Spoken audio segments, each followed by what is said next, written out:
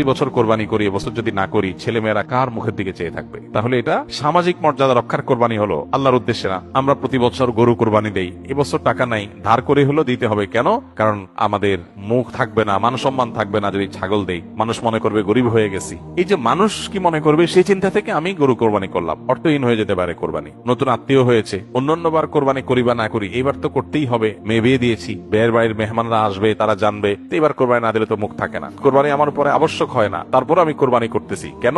ব্যয়কে দেখানোর জন্য। এখলাস নষ্ট হয়ে গেল। কোরবানির ইবাদতটাতে এক অদ্ভুত দৃশ্য আমাদের দেশে দেখা যায়। যারা যত বেশি প্র্যাকটিসিং, তাদের কোরবানির পশুর সাইজ সাধারণত তত কম থাকে। আর যারা যত বেশি নামাজ কালাম কম পড়ে, ইসলাম থেকে যত দূরে, তাদের কোরবানির পশুর সাইজ তুলনামূলকভাবে তত বড় হয়। নামাজ নাই, কালাম নাই, ইবাদত নাই, বন্দেগী নাই, কোরবানির বেলায় মাশাআল্লাহ 4-5টা আছে। কারণ এটাতে বেটাগিরি জাহির করা যায়। কি কি কাজ করলে কোরবানি অর্থহীন হয়ে যেতে পারে? কোরবানি অর্থহীন হয়ে যাওয়ার জন্য সবচেয়ে বড় যেই কাজটি হতে পারে সেটা হলো লৌকিকতার কারণে, আল্লাহর সন্তুষ্টি অর্জন ছাড়া অন্য কোনো কারণে যদি কোরবানি হয়, তাহলে সেই কোরবানিটা অর্থহীন হয়ে যেতে পারে। কোরবানিটার সওয়াব পাওয়া থেকে আমরা বঞ্চিত হতে পারি। আল্লাহর কাছে এর কোনো বিনিময় আমাদের নাও থাকতে পারে যদি আমাদের ইখলাস না থাকে। কোরবানিতে ইখলাস খুব কমই থাকে। কোরবানিকে ঘিরে যদি আপনি বলেন সবচেয়ে বড় সতর্ক থাকার জায়গাটা কোনটা, তো আমি বলবো নিয়াতকে খালিস করা। অন্য অনেক ইবাদত আছে, নামাজের ক্ষেত্রে আমরা আল্লাহর জন্য নামাজ পড়ি, সেখানে আসলে ইখলাসের অভাব এত বেশি থাকে না। কোরবানির মধ্যে ইখলাসের অভাব যত বেশি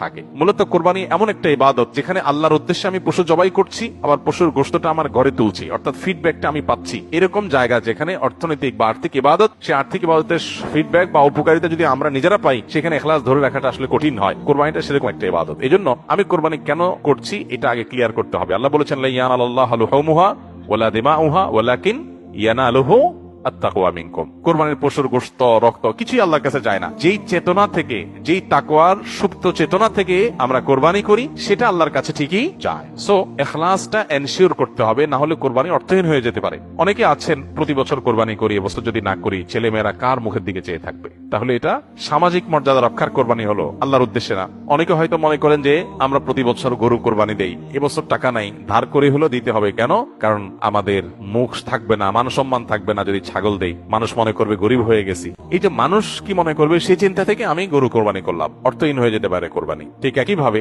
নতুন আত্মীয় হয়েছে, অন্যান্যবার কোরবানি করি বা না করি, এবার তো করতেই হবে, মেয়ে বিয়ে দিয়েছি, বিয়ের বাড়ির মেহমানরা আসবে, তারা জানবে, এবার কোরবানি না দিলে তো মুখ থাকে না। কোরবানি আমার উপরে আবশ্যক হয় না, তারপর আমি কোরবানি করতেছি কেন?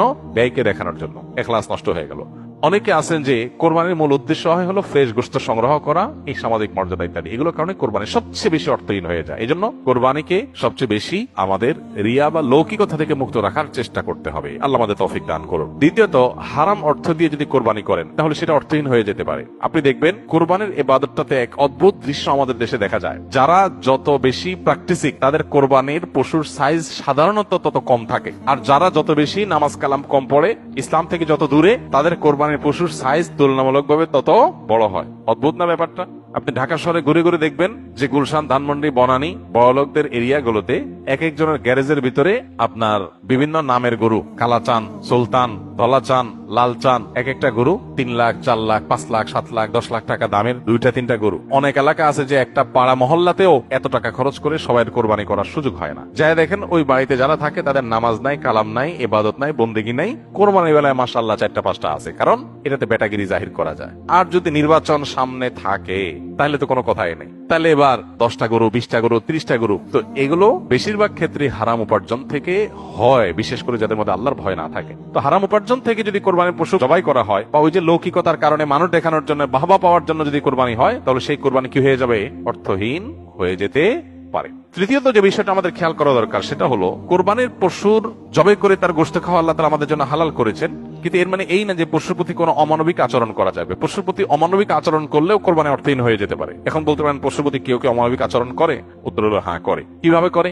অনেকে আছেন পশু কিনে আনার পর যথাযথভাবে যত্ন আত্তি করে না, নিয়মতান্ত্রিক ভাবে খাওয়ায় না। কারণ জবাই করে ফেলবো, দরকার কি খাওয়ানোর? আপনি 1 সপ্তাহ আগে, 5 দিন আগে বাজার থেকে পশু কিনে আনছেন, এর ঠিক মতো খাওয়াইলেন না, যেখানে তার কষ্ট হয়, মশা টশা আছে যেখানে সেখানে তার বেঁধে রাখলেন, মিনিমাম যত্ন আত্মি যতটুকু দরকার, পশু হলেও তার ভিতরে প্রাণ আছে, সে প্রাণী, সব প্রাণী হিসেবে তাকে যতটুকু যত্ন করা দরকার সেটা না করে জবাই তো করে ফেলবো, দরকার কি আর কেয়ার করা, তাকে আপনি অহেতু কষ্ট দিলেন, তাহলে এটা আপনার কোরবানিকে অর্থহীন করতে পারে। নবী সাল্লাল্লাহু আলাইহি ওয়াসাল্লাম বলেছেন, ইন্নাল্লাহা কাতাবাল ইহসানা আলা কুল্লি শাই, আল্লাহ প্রত্যেকটা বস্তুর প্রতি ইহসান করা, অনুগ্রহ করাকে আবশ্যক করে দিয়েছেন, ফরজ করে দিয়েছেন। প্রতিটা বস্তুর প্রতি কি করতে হবে?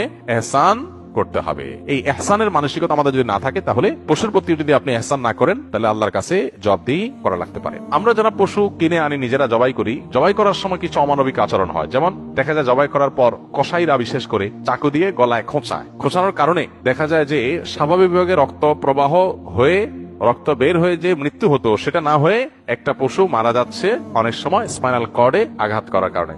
এই যে খোঁচাখুচি করে পশু মারলেন, অনেক সময় পশু খাওয়াটা পর্যন্ত হারাম হয়ে যেতে পারে যদি এরকম খোঁচাখুচি হয়। জন্য জবাইয়ের পরে ছেড়ে দিতে হবে তার প্রাণ বাই হওয়ার জন্য। স্বাভাবিকভাবে খোঁচাখুচি করা যাবে না চাকু দিয়ে। অনেক সময় দেখা যায় কসাইরা পশুর এখন পুরো প্রাণ বের হয় নাই, এখনো মারা যায় নাই, রগ কাটা শুরু করেছে, চামড়া ছেলা শুরু করে দিয়েছে, নাড়াচাড়া এখনো করছে, এটা অমানবিক। তার প্রাণটা বের হওয়ার জন্য অপেক্ষা করতে হবে। নবী সাল্লাল্লাহু আলাইহি ওয়াসাল্লাম পরিষ্কারভাবে বলেছেন, তোমরা চাকু ভালো করে ধার দিবে। কেন? কারণ ধার দিলে পশু তাড়াতাড়ি জবাই হয়ে যাবে, অহেতুক তাকে খোঁচাখুচি করে কষ্ট দেওয়া লাগবে না। আমরা দেখা যায় নিজেরা হয়তো পশুর প্রতি অনেকে যত্ন করি, মায়া করি, কিন্তু পশুটা যে বিক্রেতার কাছ থেকে আপনি কিনে এনেছেন, এই পশু প্রতি সে হয়তো কোনো অমানবিক কাজ করেছে, যদিও তার দায়টা আপনার উপর আসবে না, কিন্তু সামাজিক ভাবে আমাদের সবার উপরে এই দায়টা চলে আসে। আমরা জানি পশু পরিবহন থেকে নিয়ে পশু বাজারজাত করা থেকে নিয়ে জবে পর্যন্ত ধাপে ধাপে পশুর প্রতি চরম অমানবিক আচরণ এদেশে করা হয়। পরিবহনে হয়, আপনারা জানেন, একটা ট্রাকে ধরা যাক যে 15টা গরু উঠানো যাবে, সেখানে 20টা গরু উঠানো হলো, 5টা গরু বেশি উঠানো হলো, তাতে পট্টা বেশি হয়ে যায়, খরচ কম পড়ে, ব্যবসাটা একটু বেশি হয়ে যায়। কিন্তু 5টা গরু বেশি উঠানোর কারণে কি হয়? ওই পশু যেগুলোকে উঠানো হয়েছে সেগুলোকে এমন গাদাগাদি করে দাঁড় করানো হয় যে তাদের গায়ে শরীরে রীতিমতো ঘা হয়ে যায়, এবং মাঝখান দিয়ে এমন ভাবে বাঁশ বেঁধে দেওয়া হয় যাতে কোনোভাবে বসতে না পারে। 10 ঘন্টা, 15 ঘন্টা, 20 ঘন্টা পর্যন্ত অনেক সময় সিরিয়ালে জ্যামে ট্রাকগুলো, পিকআপগুলো আটকা পড়ে থাকে, এবং 20 ঘন্টা ধরে তাদেরকে এভাবে এমন ভাবে বাঁশ বেঁধে দেওয়া হয় যাতে করে কোনোভাবে বসতে না পারে।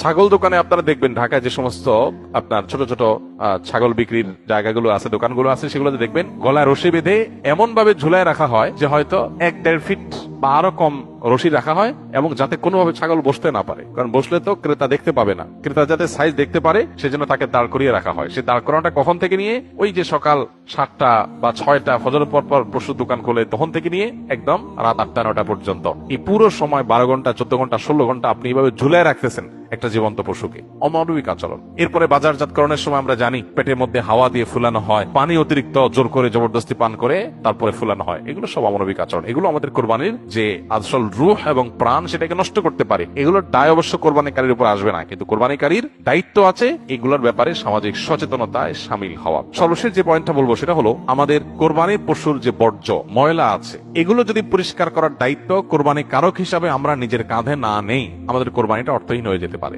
আমি কোরবানি করছি সওয়াবের জন্য, কিন্তু আমার কোরবানির কারণে যদি মানুষের কষ্ট হয়, সমাজের মানুষ বিপদে পড়ে, মানুষ অসুস্থ হয়, তাহলে সওয়াবের পরিবর্তে আমার কি হতে পারে? গুনাহ হতে পারে। আপনি কোরবানির পশু এনেছেন, এবার কোরবানির পশুর যে গোবর, তার পেশাব, বিষ্ঠা, এগুলো পুরো এলাকাকে ময়লা দিয়ে ভরে ফেলেছে, দুর্গন্ধে ছেয়ে গেছে। আপনি কোরবানিকারী, আপনার দায়িত্ব এগুলোকে পরিষ্কার করে যথাস্থানে ফেলে দেওয়া এবং মানুষের যেন কষ্ট না হয় সেদিকটা খেয়াল করা।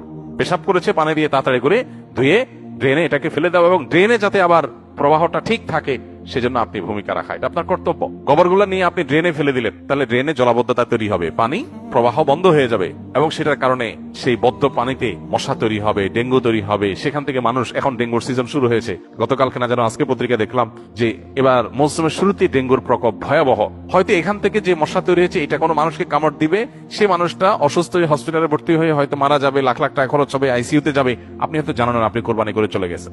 এই জন্য আমাদের কোরবানির পশুর বিষ্ঠা, ময়লা, বর্জ্য এগুলোকে পরিষ্কার করা, যথাস্থানে ফেলা, যেখানে সেখানে না ফেলা, এবং ড্রেন অন্যান্য জায়গায় মানুষের রাস্তাঘাটের আশেপাশে চলাফেরার জায়গায় ফেলে মানুষের কষ্টের কারণ যেন না হয় সেটা লক্ষ্য করে আমাদের কর্তব্য। যদি না করি তাহলে কোরবানি অর্থহীন হয়ে যেতে পারে। ভাইরা আমার, প্রতি বছর এই বিষয়টাতে আমরা সচেতনতা সৃষ্টি করার চেষ্টা করি। কোরবানি হোক পবিত্র, আমাদের দেশও থাকুক পরিচ্ছন্ন, আমাদের পরিবেশটাও ভালো থাকুক, এই স্লোগানটা আমাদের মাথায় রাখতে হবে। কোরবানি করার পরে অনেক সময় দেখা যায় কোরবানি পশুর রক্ত রাস্তায় বেয়ে পড়ে গেছে, মাটির রাস্তায় শুকিয়ে গেছে, আমি ভালো করে পানি ঢালি নাই, দায় সারা একটু পানি ঢেলে চলে গেলাম, তাহলে এই রক্তটা শুকানোর পরে দুর্গন্ধ হবে, মানুষ আশেপাশ দিয়ে যাবে, নাকে হাত দিয়ে যেতে হবে, কষ্ট হবে, দিলের বদদোয়া মানুষের আপনি পেতে থাকবেন। তো কোরবানি করে কি লাভ?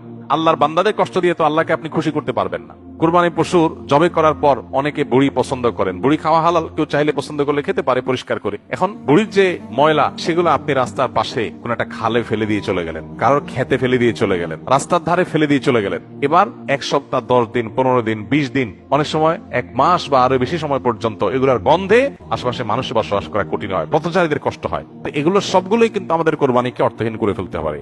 অতএব আমাদের উচিত হবে যে আমাদের কোরবানির পশু ময়লা বর্জ্য এগুলোকে গর্তে ফেলে দিয়ে মাটি চাপা দিয়ে সুন্দর করে সেটাকে দাফন করে দেওয়া, যাতে কোনোভাবে মানুষের কষ্টের কারণ না হয়। আল্লাহ রাব্বুল আলামিন আল্লাহকে সন্তুষ্ট করার মতো করে কোরবানি আমাদেরকে নিবেদন করার তৌফিক দান করুন। কোরবানি যেখানে ত্যাগের কথা বলে, সেখানে যদি আমরা মানুষকে কষ্ট দেই তাহলে এটা সওয়াবের পরিবর্তে কোনো কোনো ক্ষেত্রে গুনাহের কারণ হতে পারে।